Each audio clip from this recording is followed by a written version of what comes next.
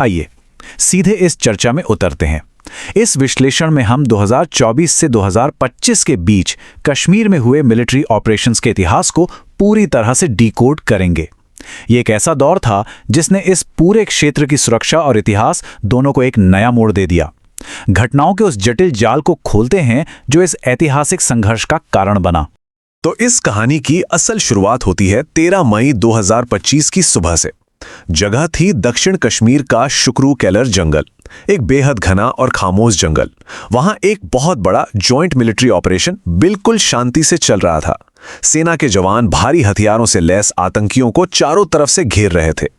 लेकिन सवाल यह है कि उस दिन उस जंगल तक बात पहुंची कैसे। इसे समझने के लिए हमें इतिहास के पन्नों को थोड़ा पीछे पलटना होगा। उस जंगल में जो ट्रैप बिछाया गया था उसके पीछे की वजह समझना बहुत जरूरी है, और इसके लिए हमें इस दौर के मेन एंटागनिस्ट यानी टीआरएफ को समझना होगा, द रेजिस्टेंस फ्रंट। ये असल में लश्कर तैयबा की ही एक ऑफशूट थी।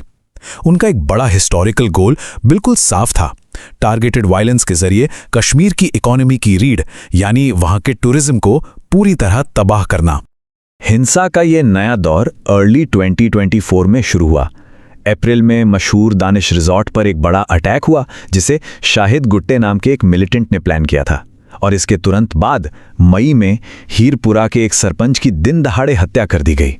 ये साफ था कि वायलेंस का ग्राफ अचानक से ऊपर जा रहा था। अब यहाँ एक पैरेलल स्टोरी बहुत ध्यान खींचती है, अदनान शाफी डार की कहानी। शोपिया का एक आम सा कॉलेज स्टूडेंट। अप्रैल में उसे स्पेशल ऑपरेशंस ग्रुप ने पूछताछ के लिए पकड़ा था, पर पक्के सबूत न होने की वजह से छोड़ दिया। फिर 18 अक्टूबर 2024 को वो अचानक अपने घर से गायब हो गया, और जब वो वापस सामने आया तो टीआरएफ का एक रेडिकलाइज्ड ऑपरेटिव बन चुका था। उसने अपने पहले ही एक्ट में वॉची में एक मजदूर को निशाना बनाया। ये घटना दिखाती है कि कैसे एक आम स्टूडेंट इस पूरे नेटवर्क का हिस्सा बन गया। सर्दियों के आते आते हालात और ज्यादा गंभीर हो गए। दिसंबर 2024 और मार्च 2025 में सिक्योरिटी फोर्सेस ने जुनेद अहमद भट्ट और हंदवाड़ा कमांडर जैसे हाई लेवल टारगेट्स को न्यूट्रलाइज किया। इन भारी नुकसानों से बौखलाकर शाहिद गुट्टे ने पलटवार किया और बेहीबाग में एक सोल्जर की हत्या कर दी। ये एक्शन और रिएक्शन का एक ऐसा हिस्टोरिकल साइकिल बन चुका था जिसने एक बहुत बड़े टकराव का बेस सेट कर दिया था। और फिर आती है 22 अप्रैल 2025 की वो तारीख, टूरिस्ट हेवन कहलाने वाली बेसारन वैली। यहाँ ये हिस्टोरिकल टेंशन अपने बॉइलिंग पॉइंट पर पहुंच गई, और इस एक इंसिडेंट ने इस पूरे कॉन्फ्लिक्ट का स्केल हमेशा के लिए बदल कर रख दिया। बेसारन वैली अटैक ने सबको हिलाकर रख दिया। आर्मी की यूनिफॉर्म पहने 5 मिलिटेंट्स वहां दाखिल हुए।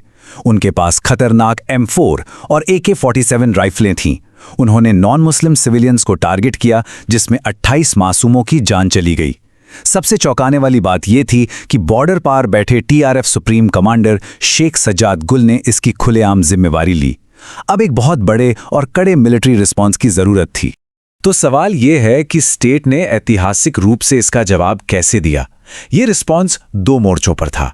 पहला 7 मई को ऑपरेशन सिंदूर, जो कि एक एरियल स्ट्राइक थी, और दूसरा 13 और 15 मई को घने जंगलों में ग्राउंड बेस्ड ऑपरेशंस, जिन्हें ऑपरेशन किलर और ऑपरेशन नादिर का नाम दिया गया। पहले बात करते हैं ऑपरेशन सिंदूर की।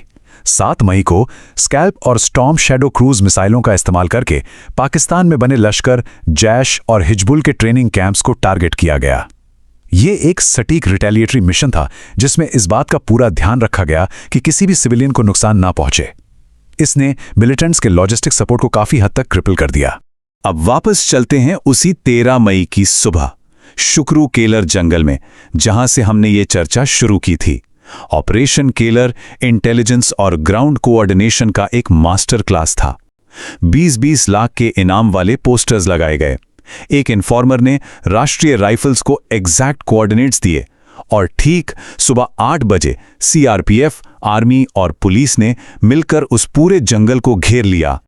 ये ग्राउंड ऑपरेशन कितना इंटेंस था वो इस एक डिटेल से समझ आता है। मास्टरमाइंड शाहिद गुट्टे की अपने हैंडलर को आखिरी रेडियो ट्रांसमिशन कुछ ऐसी थी: भाईजान, हम चारों तरफ से घिर चुके हैं, गोलियां बारिश की तरह आ रही हैं, हम बच नहीं पाएंगे, आखिरी गोली तक लड़ना। यह हताशा भरा मैसेज दिखाता है कि फोर्सेस का कॉर्डन कितना काइट और अचूक था।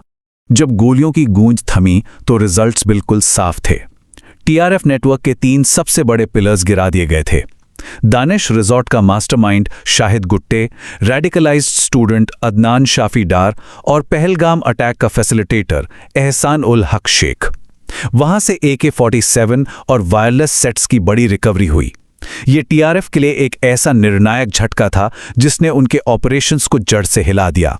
लेकिन मिलिट्री मोमेंटम यही नहीं रुका। सिर्फ 2 दिन बाद 15 मई को फोर्सेस का फोकस शिफ्ट हुआ पुलवामा के नादिर त्राल इलाके की तरफ, एक और डिसिसिव स्ट्राइक के लिए जिसे ऑपरेशन नादिर कहा गया।